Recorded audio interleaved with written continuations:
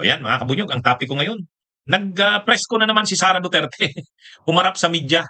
Medyo mahaba-haba yung kanyang pagharap sa media.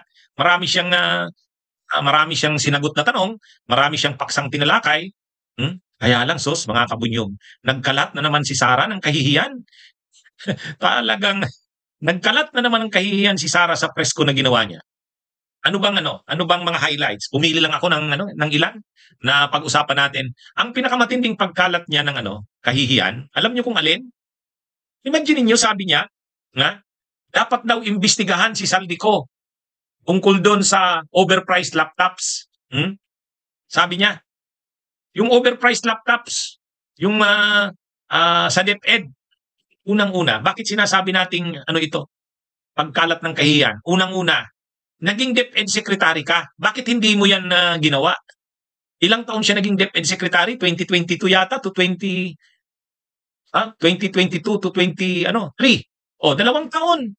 2 taon. Almost 2 years siyang naging bago sila naghiwalay ni PBBM sa unit team. O anong ginawa niya? Bakit hindi niya yung pinaimbestigahan? Pangalawa, sino ba?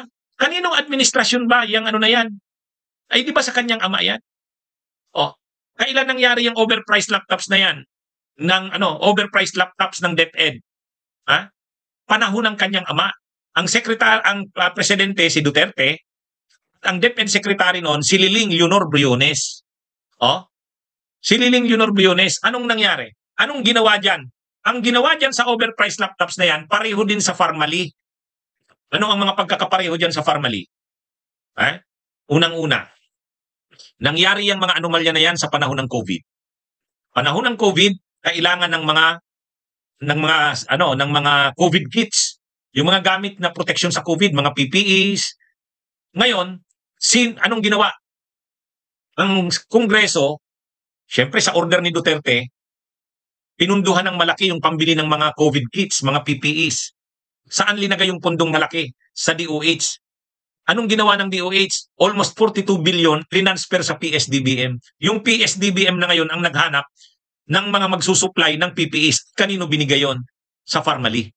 At ayon sa investigasyon, ito ay maanumalyang transaksyon. Kumita sila, siyempre kumita ang mga nasa gobyerno dyan. Si Duque nakasuhan dyan. Hindi lang kasi tinuro ni Duque si PBBM eh. Hindi tinuro. Pero alam nga namang magdidesisyon si Duque noon na i-transfer yung pundo na yon na hindi alam ni Duterte.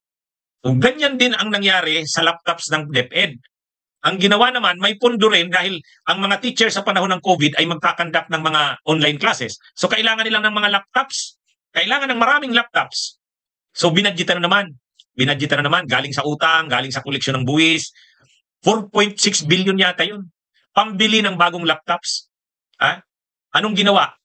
Transfer na naman yung pondo galing sa DepEd, transfer na naman sa PSDBM. Nakikita nyo na yung modus. Pagdating sa PSDBM, sila Lau na, yung tao ni Duterte, Lloyd Christopher Lau, ang naghanap ng supplier. At sino ang nakuhang supplier? Yung joint venture ng SunWest, Saldico. Yan. Sasabihin ni Sara, imbestigahan. Inimbestigahan na yan. At nalaman na dyan ang korupsyon. Kaya nga may mga kaso na dyan eh. Sila Liling Briones, may kaso na dyan. Kaya lang, ang dapat nakasuhan dyan, si Duterte. Kasi siya yung order na yung pera na yun, i-transfer sa ganito, yun. Hindi ba alam ni Sara Duterte yun? Jesus naman. Hindi niya ba alam na kagagawan niya ng administrasyon ng kanyang ama? Akala niya kasi dahil Saldico, ang korupsyon ni Saldico sa panahon lang ni Marcos. Hindi. Sa panahon pa ng kanyang ama, sobrang corrupt na rin nila Saldico. Ang dami ng mga transaksyon na nakuha sa gobyerno ni Duterte. Kasama na yung overpriced laptops. Saan ka nakakita ang SunWest contractor ng mga tulay, kalsada, public works, tapos nakakuha ng kontrata sa pagsusupply ng overpriced laptops?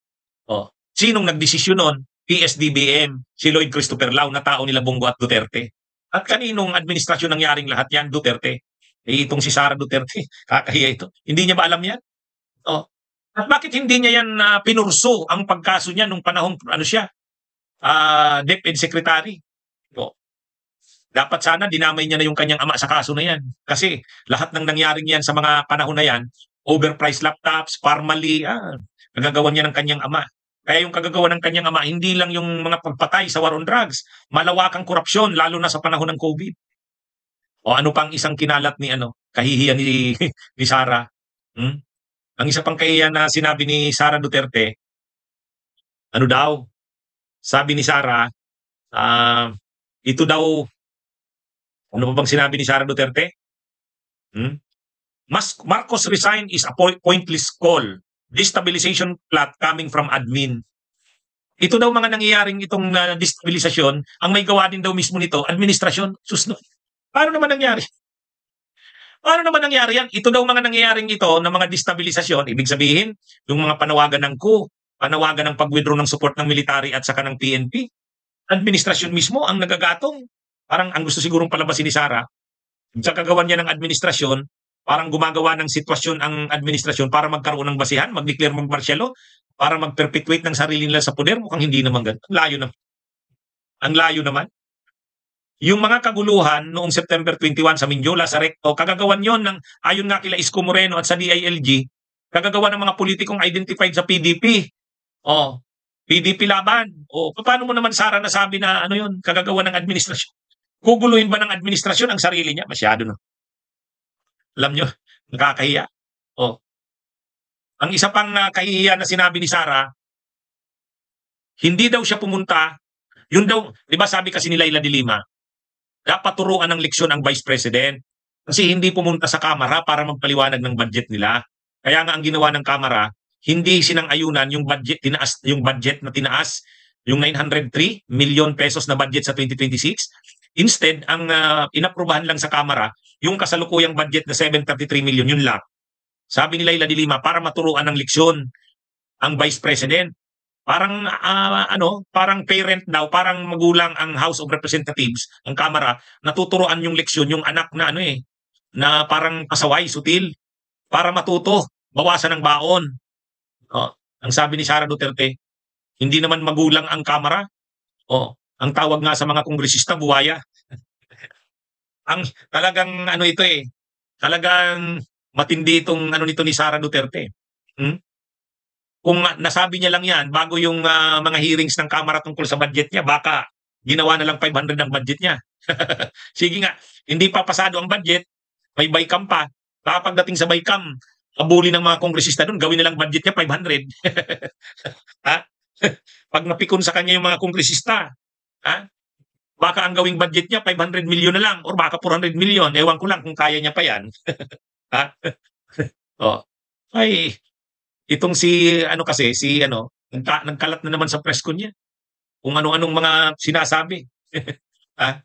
Anyway, yan mga kabunyog ang ilan lang sa mga nakita natin na mga sinabi ni Sara. Parang nagkalat ng kahihiyan.